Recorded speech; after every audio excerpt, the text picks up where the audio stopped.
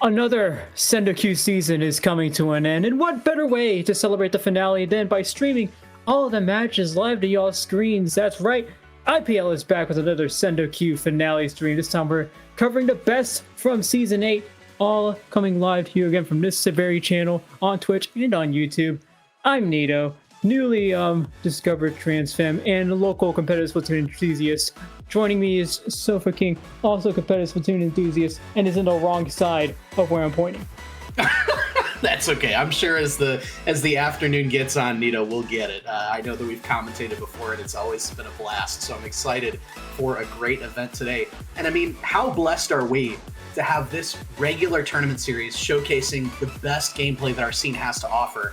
And today, can we talk about how stacked this event is with 12 teams duking it out for this Season 8 title? Yeah, and that's my favorite part about this, is that I talked to you about this earlier. If you look at the SendouQ leaderboards, apart from a few exceptions that you'll see later on, a lot of these teams are separated by 2, maybe 3 points on that leaderboard. So it's going to be anybody's game, and luckily for y'all, our first match is going to be no exception. It is Hypernova versus Moonlight. It is going to be one of the best matches. I think one of the best matches to start off with. I mean, look at it. We basically have the 7th. Well, we have 2 very close seeds against each other right now. Yeah, it's exciting, right? Especially because of the name recognition. We talk a lot about branding in top-level Splatoon. Heck, we were talking about it before they even turned the mics on. But if you've followed these teams for a while, you likely know these players very well and what they play and how they may match up against each other, Nito.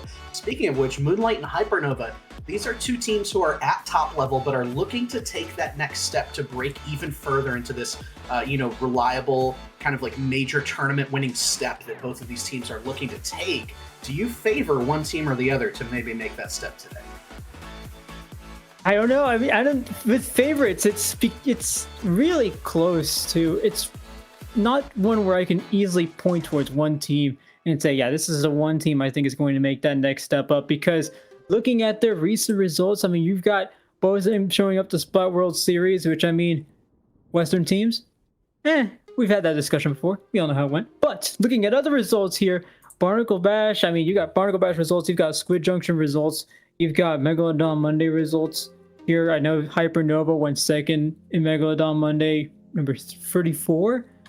Squid Junction 100. Shout out to Squid Junction, by the way. The last one there, 7th place for Hypernova. And you look at Moonlight, Barnacle Bash number 9, 4th place. There are a lot of top-level teams that showed up to that. That being said, Moonlight did show up with a pickup there. But, I mean, both of these teams have been going at it with all of these tournaments. And now that we're coming to a head here, I don't want to go to the common phrases. I don't want to go to the cliche phrases, but I do want to say this is a coin flip. I mean, this is quite literally a coin flip.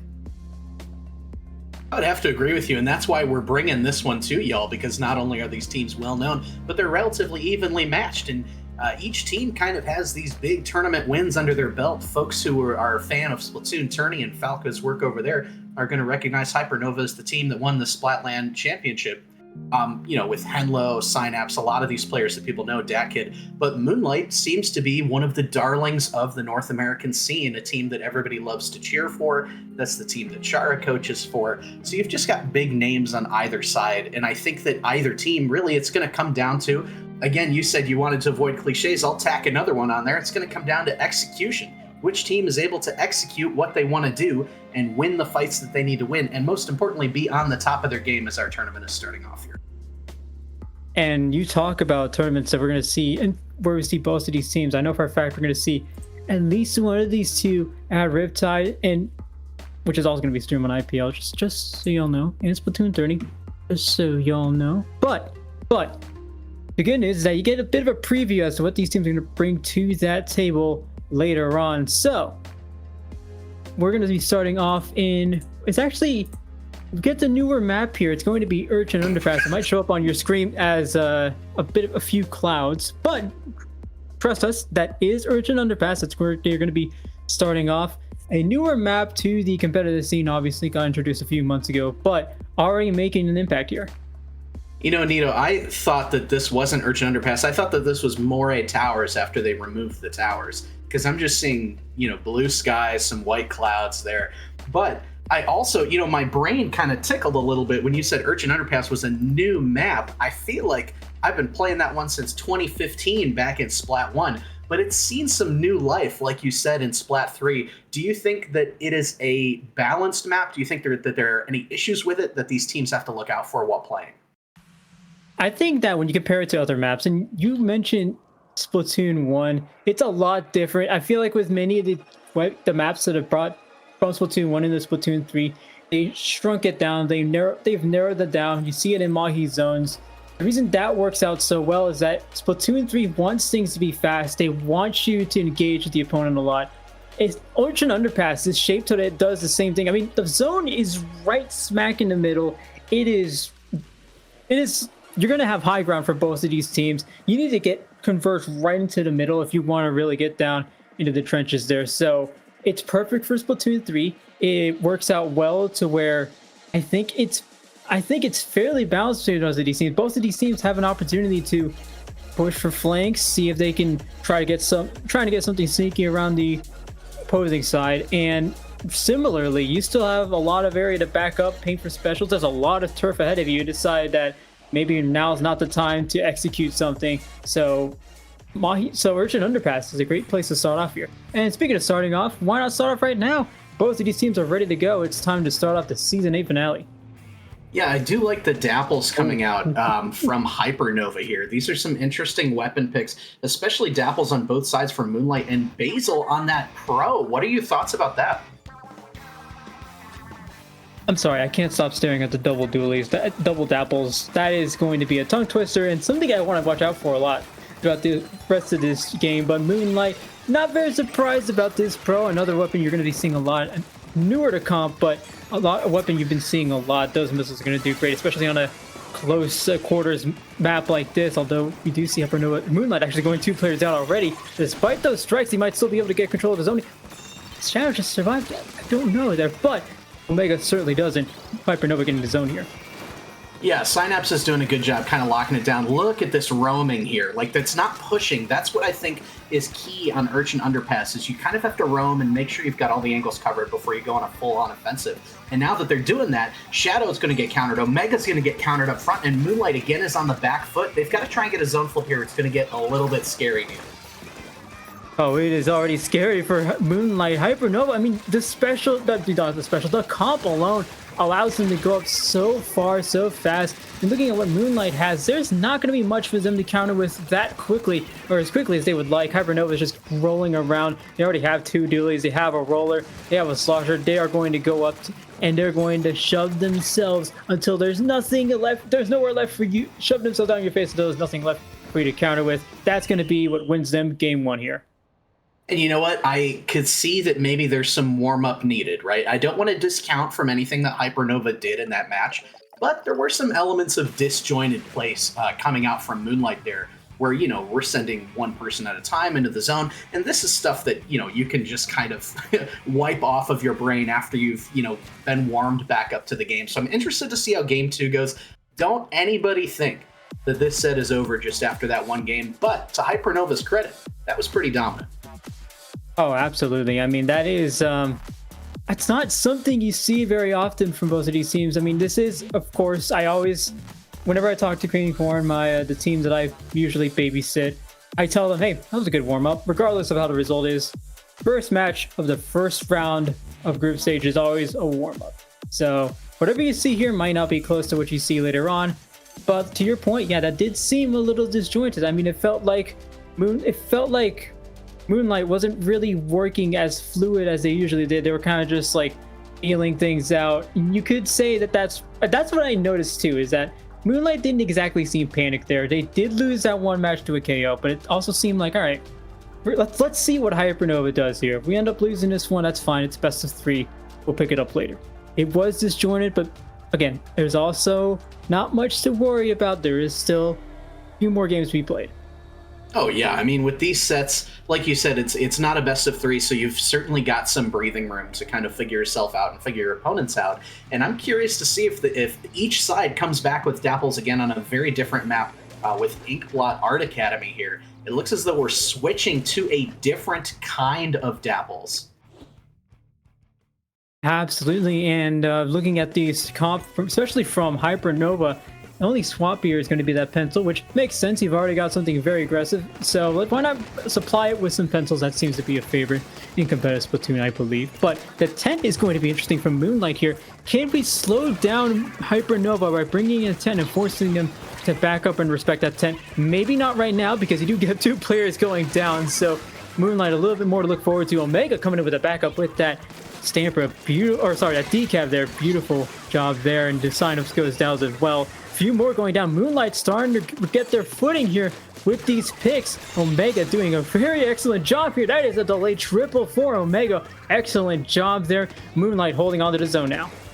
And they've got a couple of specials to boot, 3 out of 4 of them, in fact, so they can probably snowball this forward with a nice bubble from Omega up front. We see Azuka coming out as well as Nolan holds down this right-hand side. Now, Nito, it seems like they're not getting a lot of value out of these specials, but is there value in just holding Hypernova back? Oh, absolutely. I mean, this is the one team that held you back in that previous set, so if you can do the same to them, well, then maybe you've got something going on there. I mean, Fishy trying to get something with those splashdowns. I almost thought they would, but they actually go down themselves, so you still have one player coming out from spawn. Holding back Hypernova, especially after what they did to you that last match, is going to work out very well, especially since you got 75 points on the board. Now, you do lose that tent, but that's fine. You have that breathing room. You're still getting more breathing room, actually. You may not hold on to this, and you notice that Moonlight isn't exactly playing to hold on to this for dear life. They're still playing calmly. They're still playing patiently. Hypernova will take the zone, but Moonlight is going to go 3 players down, actually. So maybe you do want to have some more. Urgency here, but you're still in the lead here. Yeah, you know what's interesting is I like that retake from Hypernova way more than the retakes that Moonlight was attempting in the previous game. So if they can pull this one back and win it, that's actually a really good sign for Hypernova starting off this tournament today. Now, this is a huge moment. Moonlight has the slight special advantage here. We see the Zuka getting popped from Shadow, trying to find a pick here. Instead, it's going to be a trade on the board when Moonlight is looking to try and break back in. They're all loaded up on this right-hand side. Another special is coming out here as that zone ticks closer. Nolan's Kraken is going to try and get something going. Can we get anybody off of this up on the top? No, and it looks like Nolan's going to be kind of stuck in mid here, Nito. They just gave away that lead.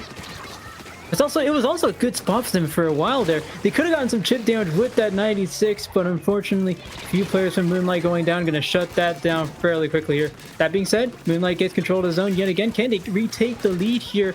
Hypernova almost didn't notice it at first, but they have gotten the lead back. Fishy now doing some excellent work with that splashdown. Well placed there, but it doesn't amount to much when you go 3 players down. And now Moonlight retaking control of the zone yet again. I do want to see how much aggression they decide to put on this. It seems like both of these teams are playing far more patient than we may have seen in that previous match. Moonlight knows what Hypernova is going to try to do. Moonlight knows that this team loves to go aggro, so they're going to sit back. They're going to let Shadow try to take off as much control with this tent. See how much map control this tent can get on its own. Everyone else is stuck in bats for now, but with that tent going back, expect something to come out from Hypernova.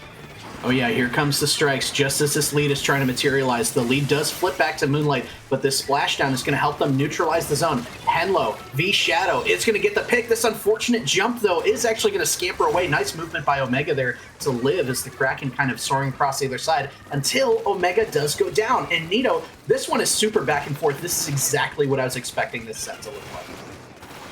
Yeah, that's why I always say never trust the game 1, because game 2 is going to look quite different. You're going to be thinking you're watching a different stream. Thankfully, this is the same stream, and this is actually a different 2 teams that we saw that game 1. So Hypernova is still holding on to the zone here. Notice that they're all still playing patiently. However, we're starting to see more fights coming out from Hypernova. They're trying to force these picks down, and it's working out pretty well for them. Moonlight needs to rush in, and they need to rush in now. They do lose a few players in the process. There is a Kraken from Nolan. Keep an eye out for that. They do survive that Reef Slider. Keep an eye out for that Kraken. It should be coming out sometime soon, but maybe not, because Moonlight has the picks necessary to take back the zone.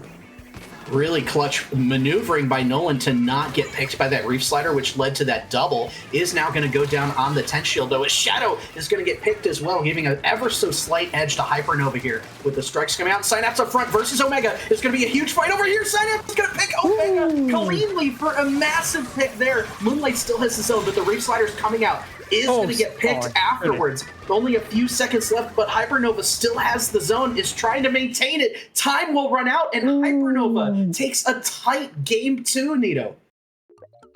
Oh, wow. And that is a universal experience for any player, competitive or casual. You're just wondering how that zone didn't flip. That being said, looking at the map now, it's pretty easy. It's pretty easy seeing why it didn't flip, but my goodness, Moonlight giving that zone everything in terms of paint and just didn't flip over for them.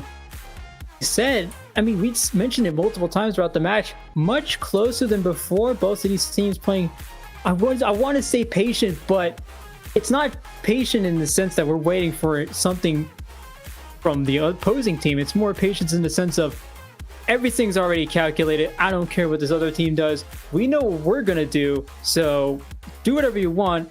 If in the case of Moonlight, it's the Kraken from Nolan. In the case of Hypernova, it's Synapse with the Dapples. Either way, we know what we're gonna do.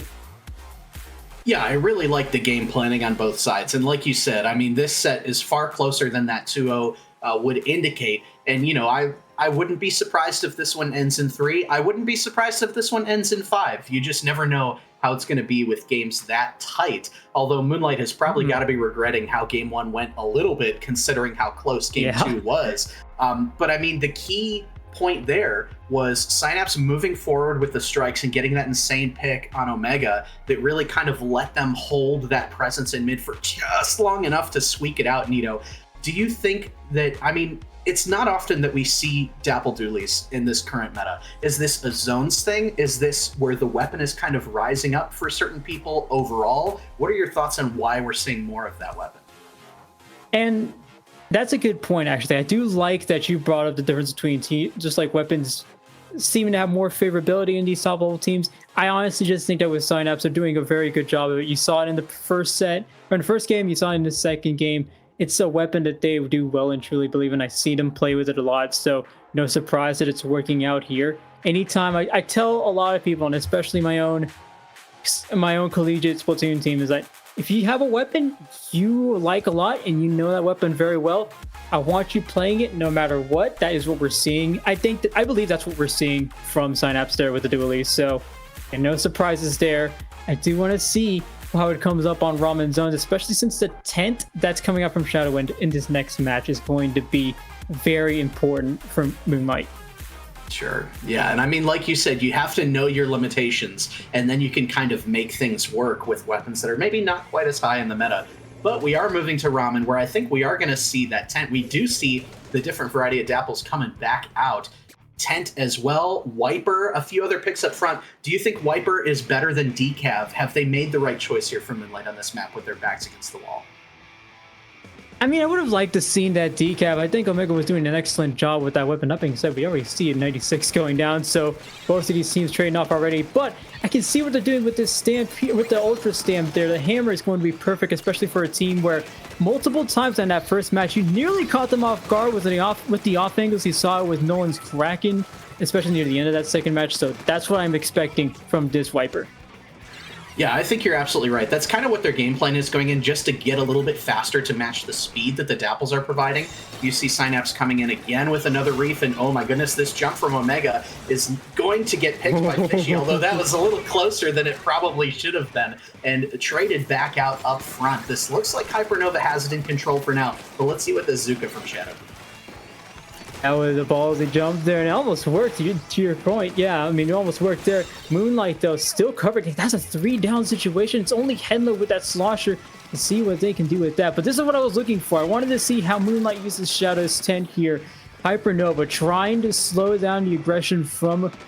or Moonlight trying to slow down the aggression from Hypernova, and that's what that tent's going to be there for. No, Synapse trying to focus this tent. That means we still have a lot of time to hold on to this zone. But with these strikes coming out, expect something very different to come out from both of these teams. But with Omega, here's a stamp I was looking for earlier. Captain Happy able to shut that down quickly, though, but the zone does flip.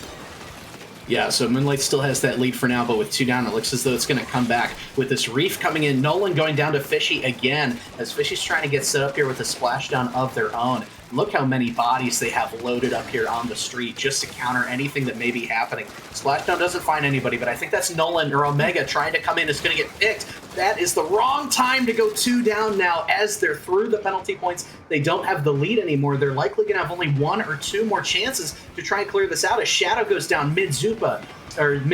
Synapse does go down as well, and Nolan with the Kraken here, slight numbers advantage, Nito, but what do you have to do to try and break through this Hypernova defense? Well, one thing I'm noticing is that Moonlight is struggling pretty well against how aggressive. I mean, this is something we've seen all set. Moonlight struggling a little, trying to get something against Hypernova. I see them still trying to work these off angles, but it still seems somewhat disjointed. Something we both saw in that first set. They just need to be working a little more together. They need to be trying to fight these team fights just a little more. It seems like we're seeing too many solo play trying to come out for them, but it doesn't matter now. Hypernova still holding on to the zone. 21 remaining with there's a few penalty points left. Now we're starting to see a few more picks come out here. Omega starting to work with this stamp. Can we get some picks with this stamp? Possibly. Nobody home just yet, but their head load goes down. Oh. This is what I was looking for here. Now you have the cooler coming out from that side. Everyone working together. This is the harmony I was looking for, and it's working out fairly well so far up until now.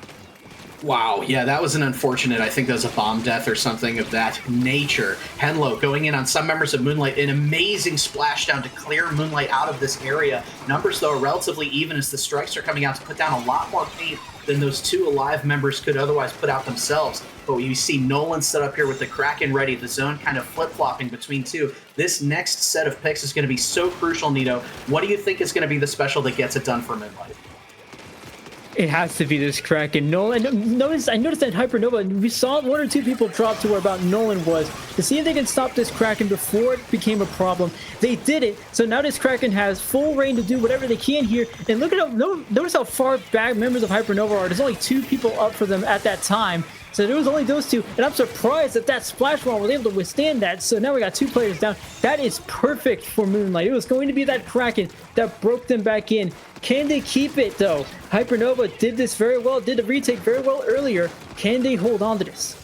Oh, yeah, and I mean, pressure's on as they do get Shadow, which kind of opens them up a little bit. Omega, though, with a hammer snipe is going to equalize that, and 3 down again as Hypernova. It's just up to Fishy, and it looks like that is going to be game with the wipeout. Moonlight will stay alive in this set, bringing us to a game 4. Oh, I noticed that there was going to be that Kraken, but I didn't know how strong that Kraken was going to be. It looks like as soon as you kept Hypernova, you have to push them all the way back for Moonlight to get something going here. But my goodness, they all seem to work with it very well. That is the one. If there was any time for Moonlight to start coming together, have everything just congeal, everything coming together perfectly, it was then. And my oh my, did things work out so well for them. It was nice, right? And I mean, similar to games 2 and 3, each time it's been one play that has made the difference. And with this game, it was Nolan's Kraken that allowed that final break-in that Moonlight never relinquished hold of as they were grinding towards that knockout. I mean, that's what you want to see with teams this closely matched, that it comes down to one play, one decision in that final minute, Nito. Now, moving on to Mahi Mahi Resort. Is there a crucial mistake or decision that you are looking for that these teams know about that you want to avoid heading into that end game state? Now, okay, this is interesting because with Hypernova, and especially with this map, the way it's shaped, there's a lot of open fields. I mean, this is basically the Midwest, the competitive Splatoon, so there's a lot of space for you to take. Hypernova is going to do an excellent job at the start. You need to watch out for Nolan's Kraken, because if you are coming off of Game 3 and that happens to you, you have to be thinking, okay, we can still be hyper aggressive. There's no doubt that works. But we need to be watching out just a little more. And to their credit, they were watching out before the end of that match. So you need to keep up a little more of that. Make sure you're still playing safe, respecting that Kraken. That's what they're going to be looking out for here. Yeah, I like the continued presence of the strikes, too, coming out from Henlo's bucket, which is really nice. Omega sticking with that wiper with the hammer, which I thought made a huge difference last time. I'm interested to see how it translates over to Mahi. So Mahi zones, it's going to be... I do like that pick, though, by the way. I do like that. But I'm mainly noticing how both of these teams are shaping up right now. This is Nolan already going towards the off angle here.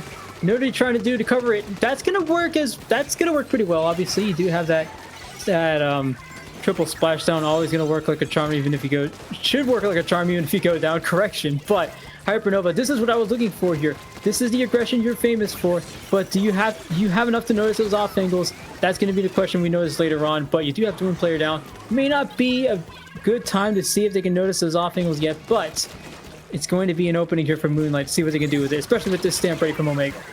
Oh my gosh, unless it gets never mind. canceled by Synapse. Oh no. The water drops and now Moonlight is at disadvantage again in match point. And one thing, Nito, you let me know if I'm wrong, but it seems as though when Moonlight gets into a slight disadvantage, they are not retreating quickly enough. You have to give up a little bit of space to avoid that wipeout or that 3-down scenario. And it seems like that's not happening quickly enough, and that's kind of playing into what you're talking about Hypernova's aggression in this set.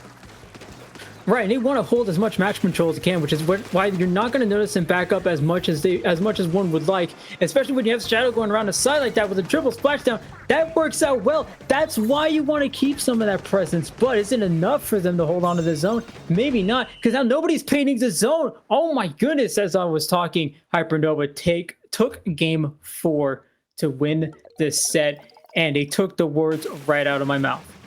Wow, blink and you miss it. I feel like we went into a little bit of analysis there because we thought there would be a bit of back and forth time, but no.